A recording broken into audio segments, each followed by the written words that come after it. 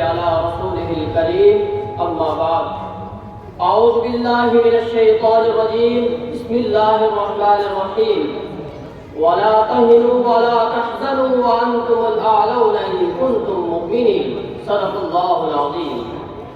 مشفق اساتذہ کرام اور عزیز دوستوں، جب گلستان کو خون کی ضرورت پڑی تو سب سے پہلے ہمارے ہی گردن کٹی. پھر بھی کہتے ہیں ہم سے یہ اہل چمن، یہ چمن ہے ہمارا تمہارا نہیں.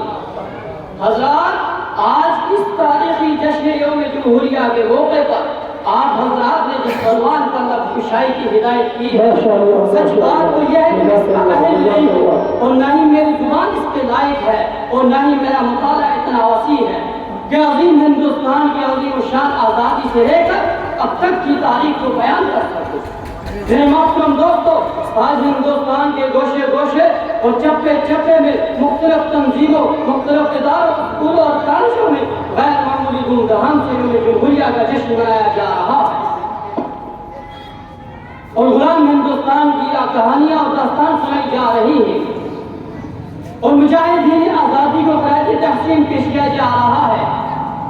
ایسے وقت میں ہمیں بھی ایک طرف اپنے اسلاف کی قربانیاں یاد آتی ہیں تو دعائیں مغفرت تیرے ہاتھ خود بہت اٹھ جاتے ہیں، اور دوسری طرف جمہوریہ ہندوستان کی عوام کے دردناک واقعات اور ظلم ستم کی داستان سامنے آتی ہے تو خون کے آنسو نکل پڑتے ہیں اور دل سے ایسی آگ نکلتی ہے. اگر ہمارے اکابر اسلاف کو اس کا تصور بھی ہوتا، خدا کی قسم وہ لوگ کبھی بھی اس ملک کو آزاد کرانے کے لیے اتنی بڑی بڑی قربانیاں نہ دیتے. اگر انہیں معلوم ہوتا اس ہندوستان میں ایک دن ایسا آئے گا جب ہندوستان کی عوام انگریزوں کی غلامی ہی کو پسند کرے گی. نعرہ تکبیر، نعرہ تکبیر، ہندوستان، سردار السلام حضرت الحاج قاری شبیب احمد صاحب، الحاج قاری شبیب احمد صاحب 20 جنوری میرے محترم دوستوں، کبھی بھی شمشیر پر حملہ لے کر میدان جہاد میں نہ. یہ وہی ہندوستان ہے جس ہندوستان کی آزادی کے لیے صرف 1857 میں کام ہزار علماء اکرام شہید ہوئے. یہ وہی ہندوستان ہے جس ہندوستان کی آزادی کے لیے دہلی کی چاندنی چوک سے لے کر خیبر تک کے تمام درختوں پر علماء اکرام کی گردیں لٹکائی گئی ہیں. یہ وہی ہندوستان ہے جس ہندوستان کی آزادی کے لیے علماء اکرام کو برہنہ کر کے آگ کے انگاروں پر ڈالا گیا تھا. یہ وہی ہندوستان ہے جس ہندوستان کی آزادی کے لیے صرف 1857 سے لے کر 1947 تک 21 لاکھ مسلمانوں نے جامع شہادت نوش کیا ہے. یہ وہی ہندوستان ہے جس ہندوستان کی آزادی کے لیے 80 علماء کرام کو گولیوں میں بند کر کے دریا راوی میں ڈال کر گولیوں سے دور کیا گیا تھا. یہ وہی ہندوستان ہے جس ہندوستان کی آزادی کے لیے ٹیپو سلطان نے اپنی جان کی بازی لگائی تھی. یہ وہی ہندوستان ہے جس ہندوستان کی آزادی کے لیے شاہ اسماعیل شہید رحمۃ اللہ علیہ نے اپنی گردن کٹوائی تھی. میرے محترم دوستوں، اس ہندوستان کے لیے مسلمانوں نے اپنا تن مدن سب کچھ قربان کر دیا تھا. اگر ہمارے اکابر اسلاف کو معلوم ہوتا کہ اس ہندوستان میں ایک دن باشندگان ہند کے اوپر ظلم و ستم کا پہاڑ توڑا جائے گا، ان کو اپنے حقوق سے محروم کیا جائے گا، ان کی معصوم بچوں اور بچیوں کو گولیوں کا نشانہ بنایا جائے گا، وہ کبھی بھی اتنی بڑی بڑی قربانیاں نہ دیتے. میں حکومت کے حکمرانوں سے پوچھنا چاہتا ہوں، یہ کیسی جمہوریت ہے، یہ کیسا ہندوستان ہے، یہ کیسا ملک ہے، یہ کیسی آزادی ہے جس ملک میں صرف اور صرف مسلمانوں کی مذہبی معاملات میں مداخلت کی جائے. اے ہندوستان کے حکمرانوں، کان کھول کر سن لو، اگر آزادی اسی کا نام ہے تو ہم ایسی آزادی کے طرفدار نہیں. ہمیں آزادی چاہیے تو مذہبی آزادی چاہیے، ہمیں آزادی چاہیے قرآن کی حفاظت کی آزادی چاہیے، ہمیں آزادی چاہیے جامع مال کی حفاظت کی آزادی چاہیے، ہمیں آزادی چاہیے عبادت گاہوں کی حفاظت کی آزادی چاہیے، ہمیں آزادی چاہیے مساجد کی حفاظت کی آزادی چاہیے، ہمیں آزادی چاہیے مدارس کی حفاظت کی آزادی چاہیے، ہمیں آزادی چاہیے ماں اور بہنوں کی حفاظت کی آزادی چاہیے. میرے محترم دوستوں، کیا یہ جمہوریت کا حکم نہیں ہے؟ کیا یہ سیکولرزم کا مذاق نہیں ہے؟ کیا یہ آزادی کی خلاف ورزی نہیں ہے کہ جمہوری ملک میں کسی مذہبی معاملات میں مداخلت کی جائے. آج آزاد ہندوستان میں یہی ہو رہا ہے. مسلمانوں کے مذہبی آزاد میں مسلمانوں سے مذہبی آزادی چھینی جا رہی ہے.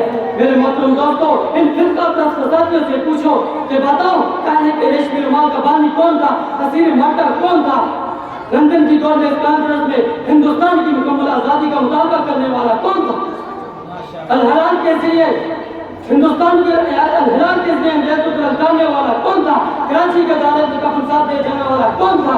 میرے محترم دوستو، اس ہندوستان کی آزادی کی جنگ میں سب سے زیادہ ہماری قربانیاں موجود ہیں. پھر بھی ہمیں غدار وطن کہا جا رہا ہے، پھر بھی ہمیں غدار وطن کہا جا رہا ہے. میں حکومت والوں سے کہنا چاہتا ہوں ہم اس ملک کے وفادار ہیں.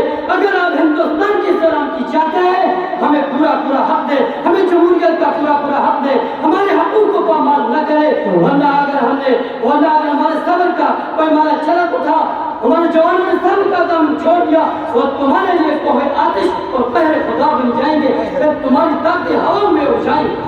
نعرہ تکبیر!